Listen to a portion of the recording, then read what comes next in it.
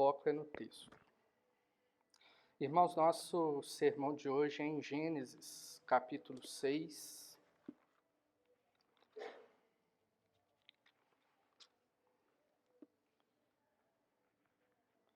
O texto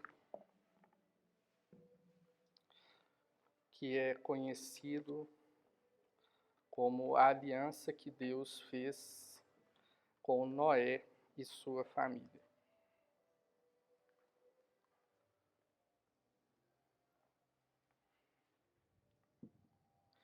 Gênesis capítulo 6, nós vamos ler os versos 9 a 22.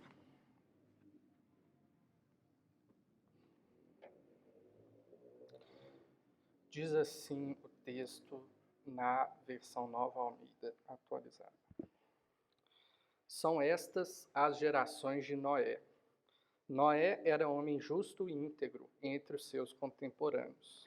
Noé andava com Deus. Gerou 3 filhos, Sem, Cã e Jafé. A terra estava corrompida à vista de Deus e cheia de violência. Deus olhou para a terra, e eis que estava corrompida, porque todos os seres vivos haviam corrompido seu caminho na terra. Então Deus disse a Noé: resolvi acabar com todos os seres humanos, porque a terra está cheia de violência por causa deles. Eis que os destruirei juntamente com a terra. Faça uma arca de tábuas de cipreste. Nela você fará compartimentos e revestirá com betume por fora e por dentro. Deste modo você a fará. Seu comprimento será de 130 metros, a largura de 22 metros e a altura de 13 metros. Faça uma cobertura, deixando entre ela e a arca uma abertura de meio metro. Coloque uma porta lateral e faça 3 andares, um embaixo, um segundo e um terceiro. Porque vou trazer um dilúvio de águas sobre a terra para destruir todo ser que há fôlego de vida dentro dos céus. Tudo o que há na terra será destruído. Mas com você estabelecerei a minha aliança, e você entrará na arca, você e os seus filhos, a sua mulher e as mulheres dos seus filhos. De todos os seres vivos você fará entrar na arca 2 de cada espécie, macho e fêmea, para conservá-los vivos com você. Das aves, segundo as suas espécies, do gado, segundo as suas espécies, de todo animal que rasteja sobre a terra, segundo as suas espécies. 2 de cada espécie virão a você, para que sejam conservados vivos. Leve com você todo tipo de comida, e armazene-a com você. Isso será para alimento, a você e a eles. Foi o que Noé fez. Conforme tudo o que Deus lhe havia ordenado, assim ele fez. Vamos orar. Senhor Deus, toda honra, toda glória, toda adoração, todo louvor te damos, Pai, porque só o Senhor merece. Ó Deus, envia-nos o teu Espírito, Pai, nos dá sabedoria e entendimento da palavra e aplica ela aos nossos corações, Pai. Em nome de Jesus, amém. Irmãos, o texto que relata a história de Noé é talvez o mais conhecido da Bíblia depois da vida de Jesus.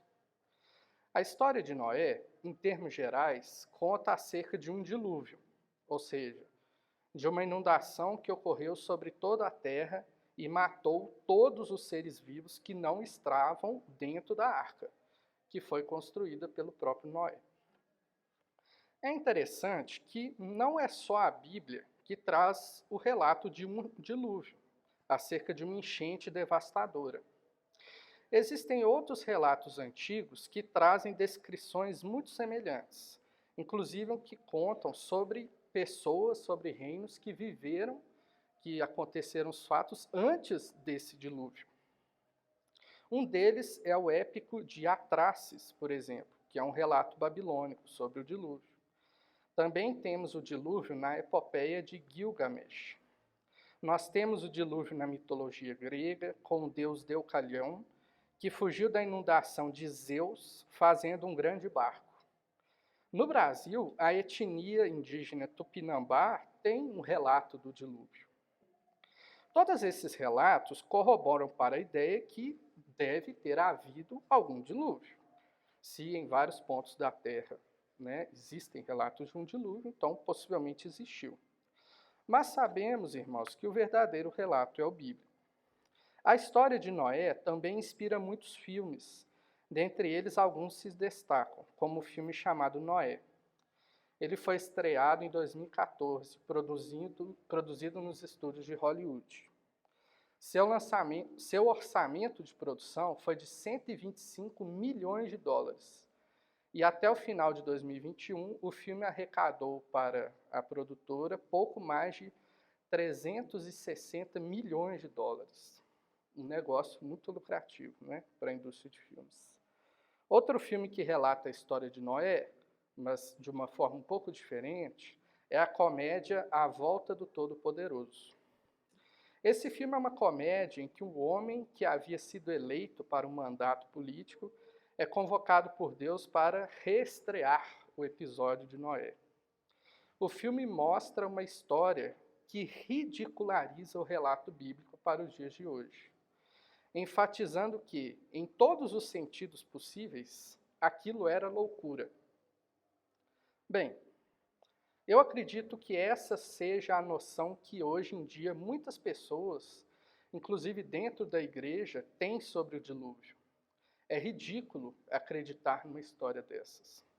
É ridículo pensar que um homem teve uma revelação de Deus para construir um barco gigante e que um par de cada espécie de animal teria ido voluntariamente até ele para entrar nesse navio. Porém, meus irmãos, apesar de termos grandes dificuldades de entender e até de imaginar uma situação dessas, Deus usou Noé exatamente dessa forma. E hoje podemos saber mais sobre Deus e sua ação no mundo através de Noé. Deus, em Noé, trouxe o juízo ao pecado humano, preservou o seu povo e, graças ao Novo Testamento, podemos ver a beleza de Cristo nos fatos que ocorreram na história de Noé. O primeiro ponto do nosso sermão, o juízo de Deus sobre a geração de Noé. Deus, um pouco antes do texto que lemos, aqui em Gênesis 6, faz uma importante separação na humanidade: os filhos de Deus e os filhos da serpente. Vamos ler Gênesis 3,15. Diz assim, uma página atrás. 3, versículo 15. Porém, inimizade entre você e a mulher, entre a sua descendência e o descendente dela. Este lhe ferirá a cabeça, e você lhe ferirá o calcanhar. Essa separação é fundamental para entendermos toda a história da Bíblia. A questão da descendência da mulher e da descendência da serpente continua por toda a Bíblia, até o último evento da história. Quando passamos a estudar o pacto, aliança ou acordo que Deus fez com Noé, logo nos deparamos primeiramente com este assunto. Caim, filho de Adão, havia matado seu irmão Abel por ciúmes, pois Deus tinha se agradado de Abel e não dele. Olha o que diz o capítulo 4, versos 4 e 5. Diz assim: aqui os dois iam oferecer sacrifícios a Deus. Abel, por sua vez, trouxe das primícias do seu rebanho e da gordura deste. O Senhor se agradou de Abel e de sua oferta, mas de Caim e de sua oferta não se agradou. Caim ficou muito irritado e fechou a cara. Isso claramente, irmãos, já é resultado do pecado de Adão, que resultou na separação dessas duas descendências, a descendência de Deus e a descendência da serpente. Tendo acabado de falar sobre as consequências sobre a vida de Caim, o capítulo 4 começa a explanar sobre a descendência de Caim, a genealogia procedente de Caim, a genealogia da serpente. Imediatamente após Caim, o texto segue fornecendo a genealogia de Adão. Como nós podemos ver aqui no capítulo 5, todo o capítulo 5 traz a genealogia de Adão. Por que Caim e Adão estão em genealogias separadas se Caim é filho de Adão? Nós não somos uma humanidade só? Isso já é consequência anunciada por Deus quanto à inimizade entre a semente da serpente e a semente da mulher. Caim está do lado da serpente e, por isso, sua descendência é contada separadamente. Por inferência do contexto anterior, sabemos que os filhos de Caim são contados como descendência da serpente. Então temos duas linhagens, a linhagem da serpente através de Caim e a linhagem da mulher através de Adão. No meio de cada genealogia, um exemplo é dado. Deus disse que o homem deveria sair de casa e se juntar à sua mulher, a uma só. Essa é a ordem de Deus. Mas os filhos de Caim desobedeceram a Deus e também a esse princípio. Na genealogia de Caim, o exemplo é Lameque, que distorce o mandato social, casando-se com duas mulheres e intensificando a maldade da sociedade com uma vingança desproporcional, matando alguém por tê-lo ferido. Olha o que diz aqui, capítulo 4, versos 23 a 24. E Lameque diz às suas esposas, Ada e Zilá, ouçam o que eu digo, vocês mulheres de Lameque, escutem o que eu passo a dizer. Matei um homem porque me feriu, e um jovem porque me machucou. Se Caim é vingado 7 vezes, Lameque será vingado 70 vezes 7. Lameque retribuiu o pecado do outro de forma totalmente desproporcional. O crescimento da maldade na linhagem da serpente é demonstrado através dessa formulação da frase aqui de Lameque. 7 vezes tomará vingança de Caim. De Lameque, porém, 70 vezes 7. O pecado aumentando na descendência da serpente. Enoque exemplifica dentre a descendência de Adão a característica da semente da mulher. O texto diz, no capítulo 5, verso 24, andou Enoque com Deus, e já não era, porque Deus o tomou para si. Andar com Deus era mais do que uma vida justa. Era especialmente uma vida de íntima comunhão com Deus. O mandato cultural, ou seja, a ordem de Deus para que governemos a criação, é vivenciado dentre a semente da serpente, como escrito nos versos 20 a 21 do capítulo 4.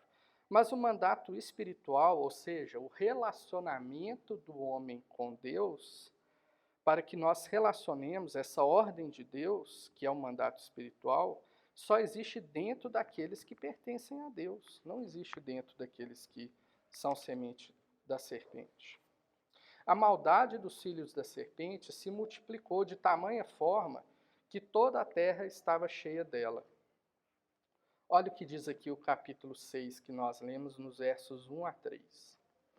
Quando as pessoas começaram a se multiplicar sobre a face da terra e tiveram filhas, os filhos de Deus viram que as filhas dos homens eram bonitas e tomaram para si mulheres, entre aquelas que, entre todas, mais lhe agradaram.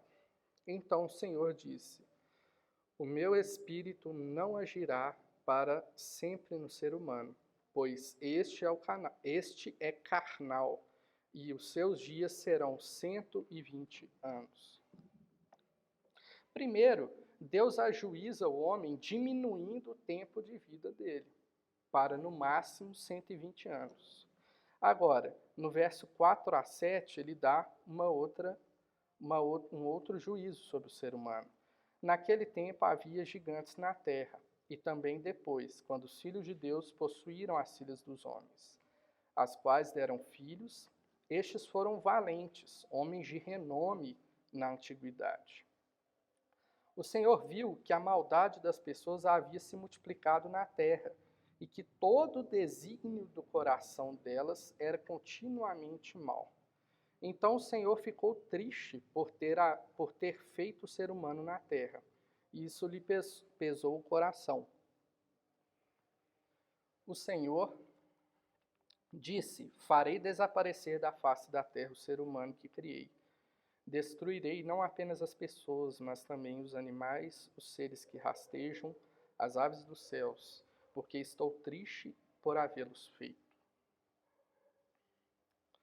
Deus anuncia que vai ajuizar o mundo.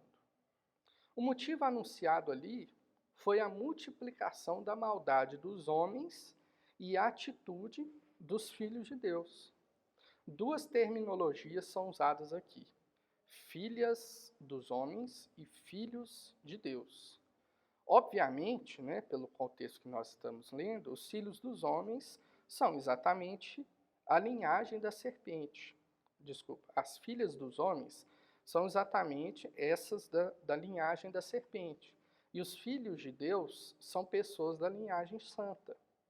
Em Gênesis 3,15, foi anunciada a inimizade entre essas duas descendências.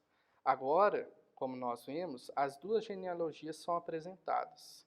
E, já no capítulo 6 que nós lemos, o acontecimento trágico em que as duas descendências se misturam, sendo que a maldade contamina os filhos de Deus a partir da sensualidade. O pecado tomou conta de toda a humanidade. O segundo ponto do nosso sermão, a aliança de Deus com Noé. Estamos em um momento tenso da história. Deus punirá o pecado humano como ele deve ser punido. A morte física seria aplicada a todos os homens. Porém, a graça entra em cena. Olha o verso 8. Porém, Noé encontrou favor aos olhos do Senhor. Ou, em uma outra tradução, Noé achou graça diante de Deus. A graça que Noé achou diante de Deus não foi algo merecido por ele. Graça não é algo merecido. É algo de graça, que não se paga. O fato dessa graça existir foi o motivo para que Noé fosse preservado da maldade infiltrada no coração humano em tão alto grau. Foi pela graça que manteve-se um homem justo e íntegro entre os seus contemporâneos e andava com Deus, como diz no verso 9. Deus, no verso 8, contrastou Noé com a sua geração, enfatizando que este, Noé, era diferente dos demais. No verso 9, Deus mostra os frutos dessa graça na vida de Noé. O texto da aliança, que lemos agora, nos versos 9 a 22, é claro. Ao mesmo tempo em que Deus derramaria sua destruição, a manutenção da vida humana aconteceria através de Noé e sua família. Uma aliança de preservação é estabelecida, como diz o verso 18. Preservação da humanidade e das espécies animais. Deus estava dando continuidade à aliança que tinha com o homem, preservando a linhagem da promessa. Além da humanidade e dos animais, a terra também é preservada, conforme as palavras de Deus no verso 21 e 22. Não tornarei a amaldiçoar a terra por causa do homem. Mas o tema da preservação será mais bem aprofundado no capítulo 9. A sua primeira parte, do capítulo 9, trata da continuidade da espécie humana pela procriação e manutenção da vida. A mesma bênção que é encontrada na criação é encontrada aqui, a bênção da multiplicação. Essa bênção estava relacionada com o domínio sobre a criação, que está lá no capítulo 1, verso 28, que é o mandato cultural, o governo sobre a criação. O domínio, esse governo sobre a criação, está expresso nas palavras nas vossas mãos. O medo que os animais têm dos seres humanos os submeteria ao domínio do homem. Outro ponto de destaque no capítulo 9 é a alimentação. Na criação, Deus havia dado toda a erva. Agora, com toda a erva, também dá toda carne.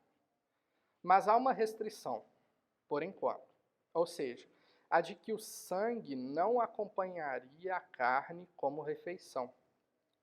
Este seria o sinal de respeito para que o homem deveria ter pela vida animal, pois não poderia menosprezar a vida simplesmente por se alimentar de carne. Da mesma forma, Deus exige o respeito pela vida humana, tanto dos animais quanto de outros seres humanos. A pena de morte seria exercida no caso de assassinato, o que é instaurado no capítulo 9. Essa pena serviria justamente para valorizar a vida, inibindo o crime. O criminoso vai pensar duas vezes antes de executar o assassinato. O parágrafo é delimitado pela repetição da bênção da procriação. A fecundidade e a multiplicação emolduram as orientações sobre o domínio, a alimentação, a vida animal e a vida humana. Tudo serve para que o homem domine a criação sem crueldade e com garantias. Aqui está o mandato cultural regulamentado, o governo do homem sobre a criação, regulamentado com maiores detalhes para conter a maldade humana. A declaração do estabelecimento da aliança da preservação encontra-se no capítulo 9, nos versos 8 a 11. Duas vezes Deus afirma nesses versos que ele estabelece uma aliança. A primeira vez contempla a contraparte. A segunda, a preservação da terra. Vamos ler aqui os versos 8 a 11 do capítulo 9.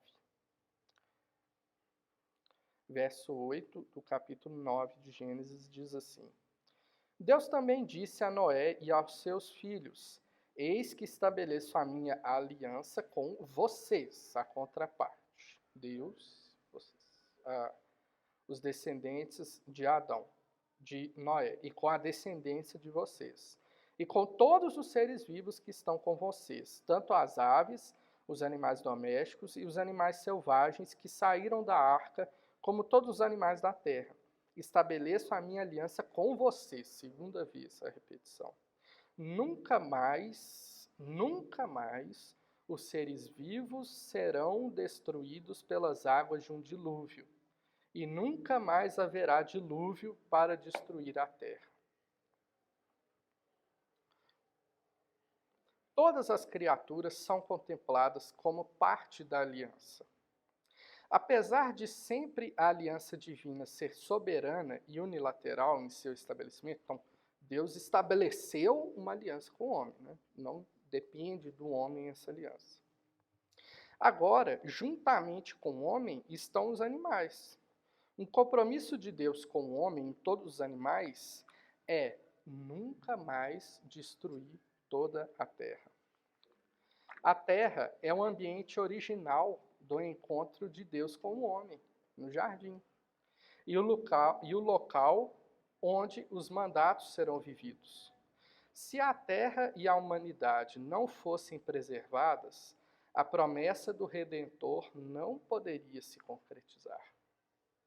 Este é o fundamento para que a aliança feita por Deus com Noé seja chamada de aliança da preservação. Ele está preservando a semente de Deus. Em seguida, Deus estabelece um sinal para a aliança. Da mesma forma que a água havia sido sinal da destruição, agora a água é um sinal do compromisso de Deus em preservar o mundo e a humanidade. O terceiro ponto do nosso sermão, a aliança da preservação em Cristo. Irmãos, são os tópicos da declaração de Deus sobre o sinal do arco-íris. O primeiro é a apresentação do sinal. O arco estaria junto às nuvens. A segunda é a finalidade do sinal. A finalidade do sinal é a garantia de não mais haver destruição. E a terceira é uma síntese das duas. Este sinal sela a aliança estabelecida por Deus. Esta aliança é incondicional, porque ela em nada depende do homem para ser cumprida. Depende exclusivamente de Deus, que não pode mentir e nem pode falhar. Ela não está nem mesmo sob a condição de o homem não praticar as mesmas maldades que levaram à destruição do primeiro mundo. Não está. Aliás, sobre esse ponto, podemos ser até mais claros. Qual a diferença entre a nossa geração e a geração de Noé? A maldade está espalhada pelo mundo? Evidentemente. Irmãos, Deus deu um padrão normativo para que o homem seguisse. Esse padrão que devemos viver está muito bem resumido nos 10 mandamentos. Será que a humanidade está melhor que nos tempos de Noé? Será que a humanidade hoje está mais próxima dos 10 mandamentos do que na época de Noé? Bem, posso afirmar com alto grau de certeza que não está. Mas talvez você me diga, mas na época de Noé as pessoas se matavam. Hoje também. Na época de Noé havia prostituição. Hoje também. Na época de Noé havia pessoas extremamente violentas. Hoje também. Irmãos, não há nada em 2022 que impeça, por parte de nós, da humanidade, que Deus execute outro dilúvio. Não há nada que impeça. Nada que impeça. A única coisa que nos garante isso, que isso não irá acontecer novamente, é a promessa de Deus. E que quando chove e faz sol, tem um arco-íris. É o sinal da aliança. Irmãos, quando Deus recomeça a história humana com Noé, Ele está preparando o caminho para que a semente da mulher, para que o descendente prometido venha. É por isso que a Bíblia tem muitas genealogias. Temos que perceber que a promessa de Deus está sendo cumprida. Vamos ler um texto lá no Novo Testamento, em Lucas. Abram em Lucas, por gentileza. Lucas capítulo 3, verso 23 a 38. Lucas capítulo 3, versos 23 a 38. Eu vou ler. Ora, Jesus tinha cerca de 30 anos quando começou o seu ministério. Era, conforme se pensava, filho de José, filho de Eli, filho de Matate, filho de Levi, filho de Melqui, filho de Janai, filho de José, filho de Matatias, filho de Amós, filho de Naum, filho de Esli, filho de Nagai, filho de Mate, filho de Matatias, filho de Semei, filho de José, filho de Jodá, filho de Joanã, filho de Ressa, filho de Zorobabel, filho de Salatiel, filho de Neri, filho de Melqui, filho de Adi, filho de Cozã, filho de Elmadã, filho de filho de Josué, filho de Eliezer, filho de Jorim, filho de Matate, filho de Levi, filho de Simeão, filho de Judá, filho de José, filho de Jonã, filho de Eliaquim, filho de Meleá, filho de Mená, filho de Matatá, filho de Natã,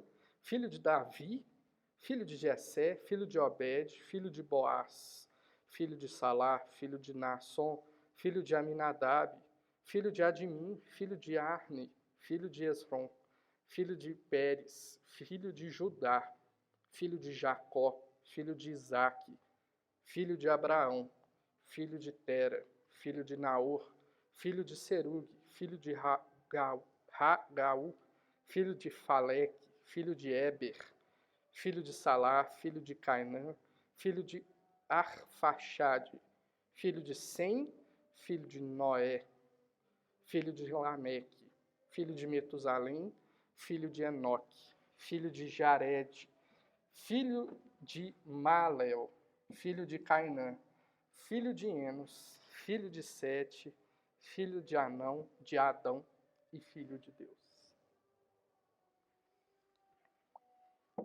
Irmãos, veja que a linhagem da promessa, que nós lemos Gênesis a Lucas aqui, nesses 15 versículos. A linhagem da promessa, ela está em toda a história da Bíblia. Talvez o ponto mais crítico para ela tenha sido justamente aqui. Filho de Sem, filho de Noé, filho de Lameque. Deus não puniu. Talvez o ponto mais crítico tenha sido justamente aqui, nos tempos de Noé. Mas não foi só nos tempos de Noé que Deus puniu o pecado humano. Depois do dilúvio, encontramos o juízo de Deus contra o pecado humano em muitos outros momentos importantes. Quando os homens quiseram ser iguais a Deus e construíram uma torre em Babel, Deus executou outro juízo terrível, a variedade de línguas.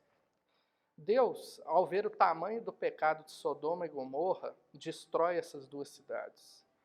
Deus não deixou que a geração que saiu do Egito com Moisés entrasse na terra prometida por causa de seu pecado, por causa de sua murmuração. Deus tirou a nação de Israel da terra prometida usando a Síria e usando Babilônia. Deus puniu o pecado humano no Calvário. Jesus, o Filho de Deus, foi morto por causa do meu pecado, do seu pecado. Deus, no fim dos tempos, fará o juízo final, quando os céus incendiados serão desfeitos, os elementos abrasados derreterão. 2 Pedro 3:12. Veja, meu irmão, Deus executa seu juízo sobre o pecado. O salário do pecado é a morte, é a inimizade contra Deus e a eternidade em tormentos. A Bíblia é repleta de exemplos de juízos que culminarão no juízo final. Mas, veja que Deus, em todos esses juízos que estão na Bíblia, salva, redime, perdoa um remanescente. Deus, em Noé, preserva a semente da mulher, que, como nós lemos em Mateus, é preservada por todos esses juízos. A genealogia de Jesus atravessa toda a história para que Deus executasse sobre o seu filho o juízo sobre o pecado da semente da mulher. O sangue de Cristo, sangue da nova aliança, foi derramado em favor de muitos, para a remissão dos pecados. Mateus 26:28. Noé é, claramente, um exemplo de Cristo, um tipo de Cristo. Ele é a semente da mulher. Ele é um novo Adão. Ele está representando a raça humana. Noé era homem justo e íntegro entre os seus contemporâneos. Noé andava com Deus, no verso 9 do capítulo 6. Noé obedecia a Deus sem questionamentos. Executou tudo o que Deus disse acerca da arca sem perguntar nada. É ridículo hoje, era ridículo naquela época. Noé executou sem questionar. Por meio de Noé, Deus recomeçou o mundo. Mas Cristo, irmãos, é muito maior que Noé. Por meio de Cristo, Deus começa tudo de novo com o seu povo. Ele dá corações limpos e a esperança de uma nova criação, redimida do cativeiro da corrupção, redimida do pecado. Romanos 8:21. Serão novo céu e nova terra, nos quais habita a justiça. 2 Pedro 3,13. No juízo final, não precisamos temer, porque Jesus suportou na cruz esse juízo de Deus. Assim como Deus enviou o dilúvio como punição ao pecado, ele, por sua graça, salva a família de Noé. Também Jesus, no dia do juízo final, julgará muitos, mas salvará um remanescente. Disse Jesus em Mateus 24, 37 a 41, em uma parábola: o fim do mundo será assim como nos dias de Noé. Um será tomado e outro será deixado. Conclusão do nosso sermão. A ira de Deus veio contra o pecado da geração de Noé. Deus enviou o dilúvio como punição do pecado humano. Primeiro ponto. Porém, Deus salva Noé e a sua família, dando continuidade à sua promessa. Segundo ponto. Deus veio e cumpriu a promessa do filho da mulher, e ele virá no futuro para salvar os seus. Algumas aplicações. Primeira, a primeira coisa que devemos entender do texto é que Deus ajuiza o pecado. Podemos ver esse fato em muitas partes da Escritura. Mas a história de Noé é a mais clara, é a mais evidente para entendermos o que nós merecemos. O pagamento para o pecado é a morte. Quem aqui, incluindo eu, merece a vida? Quem cumpre perfeitamente os 10 mandamentos? Se nós não cumprimos as ordens de Deus, nós merecemos o dilúvio. Irmãos, é muito simples essa realidade. Deus seria justo em devastar toda a humanidade novamente, porque somos maus desde a nossa mocidade. Segunda aplicação, mas, assim como percebemos o grande juízo de Deus contra a geração de Noé, podemos perceber a sua graça. Perceba que o simples fato da nossa existência, do nosso respirar, é graça de Deus, irmãos. Nós não merecemos respirar esse ar que nós estamos respirando. Não há em nós mérito algum para que Deus seja obrigado a nos dar a vida. Muito pelo contrário, há mérito nosso só para a morte. Por isso, agradeça a Deus por tudo. Tudo mesmo, porque nós não merecemos nada. Nós não merecemos nada. Nada é nosso. Agradeça em oração todos os dias pela sua vida, pelas coisas mais simples, pela sua respiração, pelos seus órgãos funcionarem, pelas coisas mais banais, porque é só pela graça de Deus que nós temos essas coisas. Nós não temos propriedade sobre elas e nós nem merecemos elas. Terceira aplicação. Deus não apenas deu a preservação, ou seja, Deus não apenas te deu ar para você respirar. Deus não te deu água para você beber, não só te dá água para você beber. Deus não só te deu um almoço hoje, no domingo, um café da manhã. Deus não só te dá uma roupa para você vestir. Deus deu seu Filho para que nós não apenas fôssemos preservados. Nós não somos só preservados, irmãos. Nós somos redimidos. Deus, ao invés de nos enviar um dilúvio para acabar com o nosso pecado, ao invés da Covid acabar com tudo, não. Deus enviou seu Filho para que ele sofresse essa morte tão terrível para nos redimir, para pagar pelos nossos pecados. Por fim, Sabemos, por todo o testemunho das Escrituras, que a linhagem de Deus, ela começa aqui em Gênesis 3,15, começa lá atrás. Ela continua aqui em Lucas, que a gente leu, e vai continuar até o Apocalipse. Essa separação ela continua por toda a história. Saiba que a linhagem da promessa, aqueles que Deus redimiu, estão no Evangelho, irmãos. Não há outro caminho da verdade.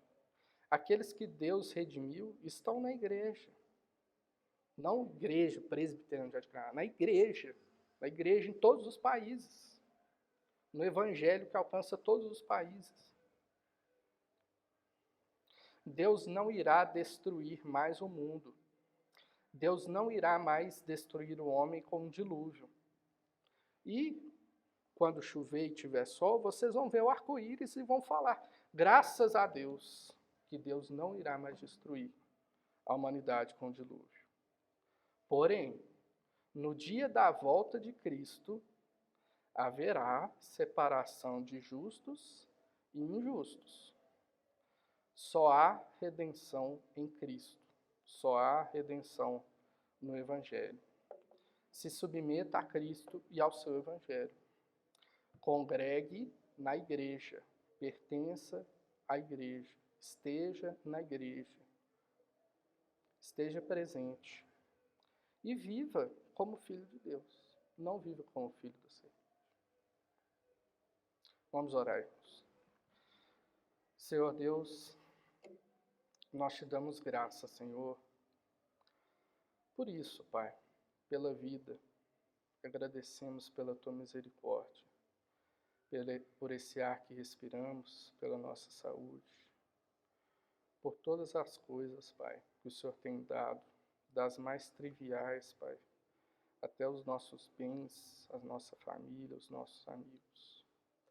Senhor, e pedimos a Ti, Pai, Deus, inculca essas palavras em nossas vidas, Senhor, nos nossos corações. Esteja conosco nessa semana, ó Deus, e nos dá a certeza, a convicção, não só na mente, Pai, mas nas ações, de que estamos no Evangelho, Pai, estamos contigo. Ó Deus, oramos no nome do Teu Filho. Amém.